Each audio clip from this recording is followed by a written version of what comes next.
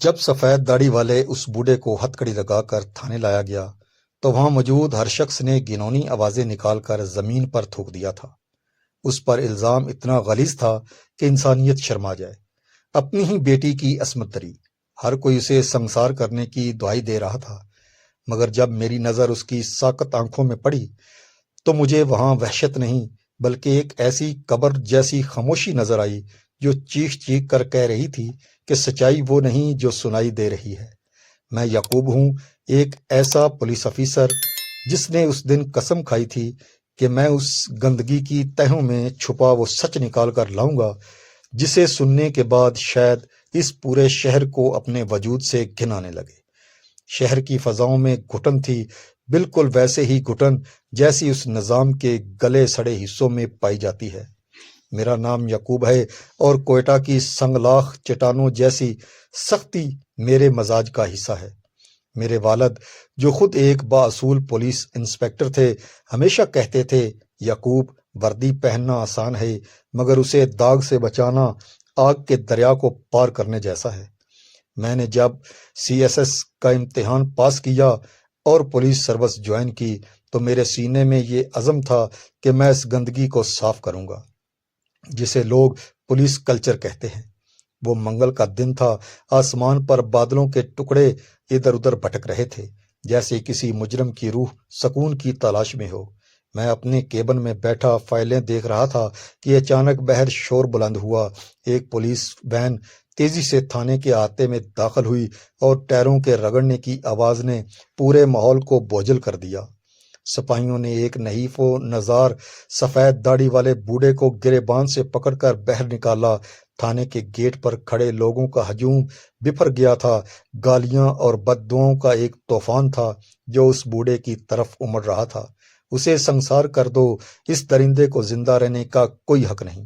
لوگوں کی آوازیں میرے کانوں کے پردوں سے ٹکرا رہی تھی۔ مجھے بتایا گیا کہ اس شخص پر اس کی اپنی ہی بیٹی نے زنا کا الزام لگایا ہے۔ یہ سنتے ہی میرے ماتھے پر پسینہ آ گیا۔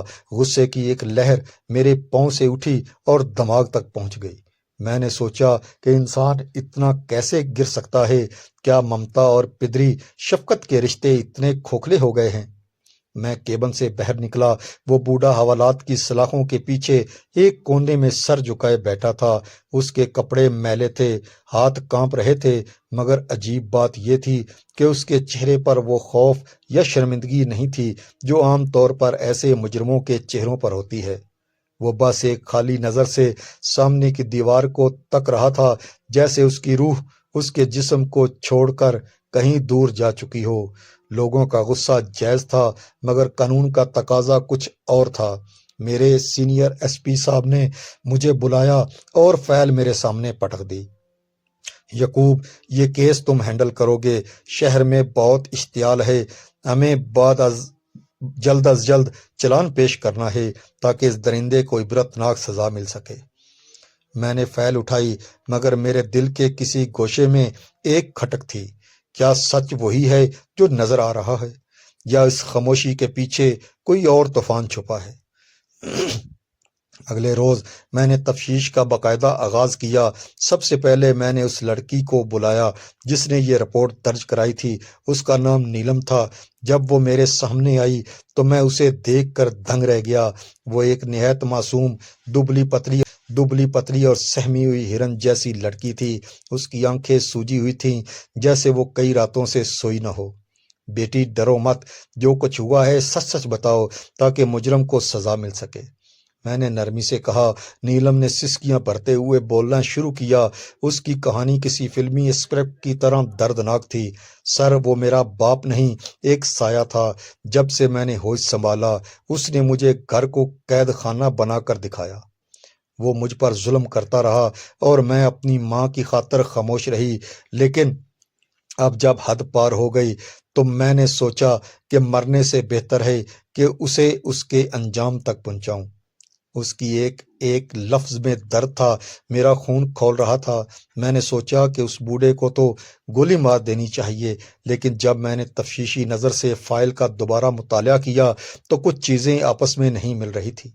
نیلم کا کہنا تھا کہ وہ بچپن سے اس تشدد کا شکار ہے، لیکن جب میں نے اس کے پچھلے 10 سالوں کا ریکارڈ نکلوایا تو پتہ چلا کہ وہ 14 سال کی عمر تک ایک مشہور بورڈنگ اسکول میں زیر تعلیم رہی تھی، جو شہر سے کوسوں دور تھا۔ اگر وہ اسکول میں تھی تو وہ گھر پر ہونے والے اس مسلسل ظلم کا شکار کیسے ہو سکتی تھی؟ میں نے اس سے سوال کیا، نیلم تم تو ہاسٹل میں رہتی تھی، پھر یہ سب کیسے ممکن ہوا؟ وہ ایک لمحے کے لیے ہچکچائی، اس کے چہرے کے تاثرات بدلے، آنکھوں میں ایک لمحے کے لیے وہ خوف نہیں بلکہ الجھن نظر آئی۔ وہ جب میں چھٹیوں میں آتی تھی تب ایسا ہوتا تھا، اس نے جلدی سے جواب دیا اور دوبارہ رونا شروع کر دیا۔ میرا تجربہ کہہ رہا تھا اس لڑکی کی آنسوؤں میں سچائی تو ہے، مگر وہ سچائی اس کہانی سے مختلف ہے جو وہ سنا رہی تھی۔ میں نے اس کی ماں زرینہ کو بلانے کا حکم دیا۔ زرینہ ایک 50 سالہ عورت تھی جس کے چہرے کی جھریاں اس کی تلخ زندگی کی عکاسی کر رہی تھی۔ وہ میرے سامنے آ کر بیٹھ گئی، مگر اس نے اپنی نظریں فرج سے نہیں اٹھائیں۔ زرینہ بی بی، آپ کا شوہر اتنے سنگین جرم کا مرتکب ہوا ہے، آپ نے پہلے آواز کیوں نہیں اٹھائی؟ زرینہ کے ہونٹ کپ کپائے مگر لفظ بیر نہ نکل سکے۔ اس نے بس اتنا کہا، صاحب جو ہونا تھا ہو گیا، اب اس بوڑھے کو اس کے حال پر چھوڑ دیں یا اسے سولی چڑھا دیں، ہمیں بس اس سے جان چھڑانی ہے۔ اس کی باتوں میں نفرت سے زیادہ بیزاری تھی، ایسا لگ رہا تھا جیسے وہ کسی بوجھ کو اپنے کندھوں سے اتارنا چاہتی ہے۔ میں نے سوچا کہ اگر باپ مجرم ہے تو ماں اتنی بے حس کیسے ہو سکتی ہے، اور اگر باپ بے گناہ ہے تو بیٹی اتنی بڑی تہمت کیوں لگائے گی؟ میں نے فیصلہ کیا کہ اب مجھے اس خاموش مجرم یعنی اس بوڑھے شخص سے براہ راست بات کرنی ہوگی۔ وہ بوڑھا جو پورے تھانے کی تھوک اور گالیوں کا نشانہ بنا ہوا تھا، شاید وہی اس پہیلی کا آخری سرا تھا۔ اگلے روز فجر کے وقت جب تھانے میں پہرے داروں کی تبدیلی ہو رہی تھی اور ہر طرف ایک پراسرار سی خاموشی تھی، میں حوالات کی طرف بڑھا۔ بوڑھا شخص اسی کونے میں اکڑوں بیٹھا تھا، اس کے ہاتھ اب بھی ویسے ہی کانپ رہے تھے۔ میں نے سپاہی کو اشارہ کیا کہ وہ تالا کھول دے۔ لوہے کے دروازے کی چرچراہٹ نے سناٹے کو چیر دیا، مگر اس شخص نے سر اٹھا کر بھی نہ دیکھا۔ میں اس کے سامنے رکھے بینچ پر بیٹھ گیا۔ تمہارا نام درج ہے کہ تم حبیب اللہ ہو؟ میں نے لہجہ سخت رکھنے کی کوشش کی۔ حبیب اللہ، تم جانتے ہو تم پر کتنا ہولناک الزام ہے۔ تمہاری اپنی بیٹی نے تمہاری زندگی اور عزت دونوں داؤ پر لگا دی ہیں۔ کیا تمہیں اپنی صفائی میں کچھ نہیں کہنا؟ بوڑھے نے آہستہ سے اپنا سر اٹھایا، اس کی آنکھیں بالکل سرخ تھیں جیسے خون اتر آیا ہو۔ اس نے میری طرف ایک ایسی نظر سے دیکھا جس میں شرمندگی نہیں بلکہ ایک ایسی بے بسی تھی جو پتھر کو بھی پگھلا دے۔ اس کے سوکھے ہونٹ ہلے مگر آواز نہیں نکلی۔ حبیب، اگر تم خاموش رہے تو قانون تمہیں عبرت کا نشان بنا دے گا۔ میں نے اسے جھنجھوڑا۔ اچانک وہ شخص ہنسنے لگا، ایک ایسی ہنسی جس میں زہر بھرا ہوا تھا۔ صاحب، کون سی عزت؟ وہ عزت جو بازاروں میں اچھل چکی، یا وہ زندگی جو ان دو عورتوں کی خدمت کرتے کرتے فنا ہو گئی؟ اس کی آواز میں گرج پیدا ہوئی۔ نیلم نے ٹھیک کہا تھا صاحب، پولیس والے تو وہی مانتے ہیں جو لکھا ہوا ملتا ہے۔ میں نے غور کیا کہ وہ بار بار نیلم کا نام لیتے ہوئے ایک عجیب سی تکلیف سے گزر رہا تھا۔ میں نے پینترا بدلا، کہا نیلم نے بتایا ہے کہ تم بچپن سے اس کے ساتھ یہ سب کر رہے ہو۔ یہ سننا تھا کہ بوڑھے حبیب اللہ نے دیوار پر اپنا سر دے مارا۔ جھوٹ، سراسر جھوٹ صاحب، وہ میری سگی بیٹی ہے ہی نہیں۔ میں نے تو اس گناہ کی لاش کو اپنے کندھوں پر ڈھویا ہے جو اس کی ماں نے برسوں پہلے کیا تھا۔ یہ جملہ میرے کانوں میں دھماکے کی طرح گونجا، میری ریڑھ کی ہڈی میں سنسی دوڑ گئی۔ کیا مطلب ہے تمہارا کہ وہ تمہاری بیٹی نہیں؟ حبیب اللہ نے رونا شروع کر دیا، وہ بچوں کی طرح بلک رہا تھا۔ اس نے بتایا کہ زرینہ اس کی دوسری بیوی تھی۔ جب اس نے زرینہ سے نکاح کیا تو وہ حاملہ تھی اور اسے اس کے خاندان نے مرنے کے لیے چھوڑ دیا تھا۔ حبیب اللہ نے اسے پناہ دی، نیلم کو اپنا نام دیا اور کبھی اسے یہ احساس نہیں ہونے دیا کہ وہ اس کا خون نہیں ہے۔ اس نے اپنی پوری زندگی کی کمائی اس لڑکی کی تعلیم پر خرچ کر دی، اسے بڑے اسکولوں میں بھیجا تاکہ وہ ایک باعزت زندگی گزار سکے۔ پھر اس نے تمہارے ساتھ یہ کیوں کیا؟ میں نے حیرت سے پوچھا۔ بوڑھے نے کراتے ہوئے کہا، صاحب کچھ ماہ پہلے اسے اپنے اصلی باپ کا پتہ چل گیا۔ اسے پتہ چل گیا کہ میں اس کا سگا باپ نہیں ہوں۔ وہ مجھ سے نفرت کرنے لگی۔ اسے لگنے لگا کہ میں نے اور اس کی ماں نے اسے دھوکے میں رکھا۔ وہ مجھ سے میرا گھر اور جائیداد اپنے نام کروانا چاہتی تھی تاکہ وہ یہاں سے جا سکے۔ میں نے منع کیا، ابھی تم چھوٹی ہو، تمہاری شادی کے لیے یہ سب سنبھال رکھا ہے۔ تو اس نے مجھے سبق سکھانے کے لیے یہ ناپاک رستہ چنا۔ حبیب اللہ کے انکشاف نے کیس کا رخ 180 ڈگری بدل دیا تھا۔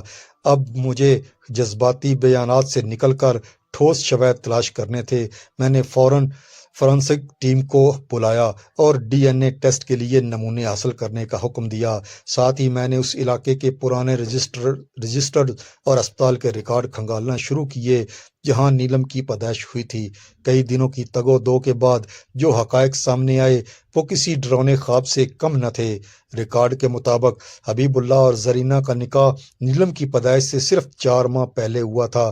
یہ اس بات کا دستاویزی ثبوت تھا کہ نیلم حبیب اللہ کی سلب سے نہیں تھی۔ میں نے دوبارہ زرینہ اور نیلم کو تھانے طلب کیا۔ اس بار میرا لہجہ پولیس والا تھا۔ میں نے ڈی این اے کی رپورٹ کی فائل میز پر پٹکی۔ نیلم جھوٹ کی بنیاد پر کھڑی عمارت گرنے والی ہے۔ تمہارا اور حبیب اللہ کا ڈی این اے میچ نہیں ہوا۔ اب بتاؤ تم نے اس بوڑھے شخص پر اتنا غلیظ الزام کیوں لگایا جس نے تمہیں پالا پوسا؟ نیلم کا چہرہ زرد پڑ گیا جیسے اس کے جسم میں خون نچوڑ لیا گیا ہو۔ وہ کانپنے لگی۔ زرینہ جو اب تک خاموش تماشائی بنی ہوئی تھی تاڑے مار کر رونے لگی۔ صاحب اسے معاف کر دیں، یہ بچی ہے، اس سے غلطی ہو گئی۔ زرینہ نے میرے پاؤں پکڑ لیے۔ غلطی؟ میں نے دھاڑ کر کہا۔ ایک شخص کی زندگی تباہ کر دی تم لوگوں نے، اسے پورے شہر کے سامنے ذلیل کیا اور تم اسے غلطی کہتی ہو۔ بولو نیلم، سچ بولو ورنہ تم دونوں کو اسی حوالات میں سڑنا پڑے گا۔ نیلم ٹوٹ گئی کیا کہ وہ اپنے اصل باپ کی تلاش میں جنون کی حد تک چلی گئی تھی اور اسے لگا کہ حبیب اللہ اس کی راہ کی رکاوٹ ہے۔ اسے کسی نے مشورہ دیا تھا کہ اگر وہ حبیب اللہ کو کسی ایسے کیس میں پھنسا دے جہاں اسے عمر قید ہو جائے تو وہ گھر اور زمین کی اکیلی وارث بن جائے گی اور آزادانہ زندگی گزار سکے گی۔ اس نے ایک گھناؤنا منصوبہ بنایا، اپنے جسم پر خود زخم لگائے اور تھانے آ کر رپورٹ لکھوا دی۔ جب سچائی منظر عام پر آئی تو وہ لوگ جو تھانے کے باہر بوڑھے کو مارنے کے لیے جمع تھے اب شرمندگی سے نظریں جھکائے کھڑے تھے۔ عدالت نے حبیب اللہ کو باعزت بری کرنے کا حکم دیا۔ رہائی والے دن میں خود اسے لینے حوالات گیا۔ میں نے اس کا ہاتھ تھام کر باہر لانے کی کوشش کی مگر اس نے میرا ہاتھ جھٹک دیا۔ اس کی آنکھوں میں اب نہ غصہ تھا نہ درد بلکہ ایک عجیب سی ویرانی تھی۔ صاحب میں آزاد تو ہو گیا ہوں مگر اب جاؤں گا کہاں؟ اس نے دھیمی آواز میں پوچھا۔ جس گھر کو سنوارنے میں زندگی لگا دی وہ اب ایک مقتل بن چکا ہے۔ جس بیٹی کے لیے میں نے دنیا سے دشمنی مول لی اس نے میری روح کا قتل کر دیا۔ وہ بوڑھا شخص اپنا تھوڑا سا سامان اٹھا کر تھانے سے باہر نکلا۔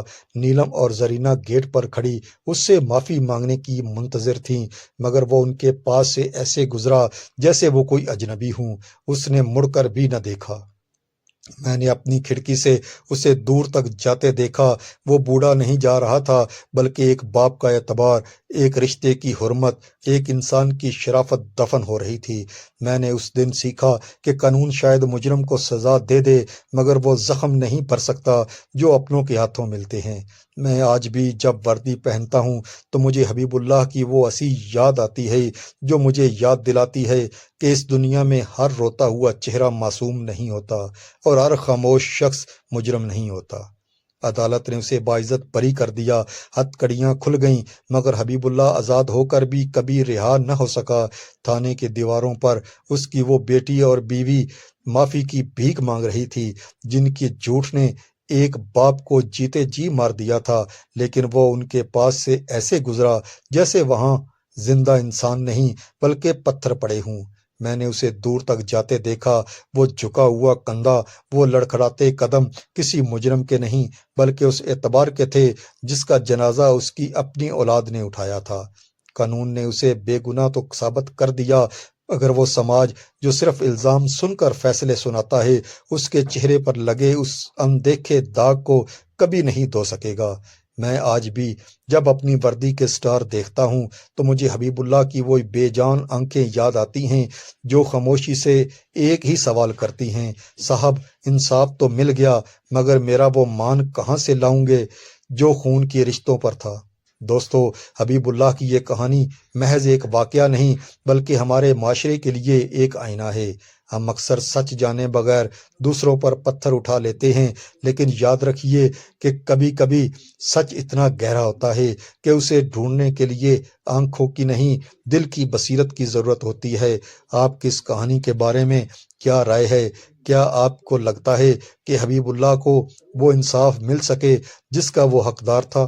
اپنی قیمتی رائے کا اظہار نیچے کمنٹ باکس میں ضرور کریں، کیونکہ آپ کا ایک جملہ کسی کی سوچ بدل سکتی ہے۔ اگر آپ کو ہماری آج کی یہ اصلاحی اور سبق آموز کہانی پسند آئی ہے تو اس ویڈیو کو لائک کریں اور اپنے دوستوں اور رشتہ داروں کے ساتھ شیئر کریں تاکہ یہ سبق آموز پیغام ہر کسی تک پہنچ سکے۔ ایسی ہی مزید جذباتی، سچی اور سبق آموز کہانیاں سننے کے لیے ہمارے چینل گولڈن وائس سٹوری کو بھی سبسکرائب کریں اور بیل آئیکن کو دبانا نہ بھولیں تاکہ ہماری ہر نئی کہانی سب سے پہلے آپ کے دل پر دستک دے سکے۔ آپ کے تعاون اور محبت کا بے حد شکریہ۔ اللہ حافظ۔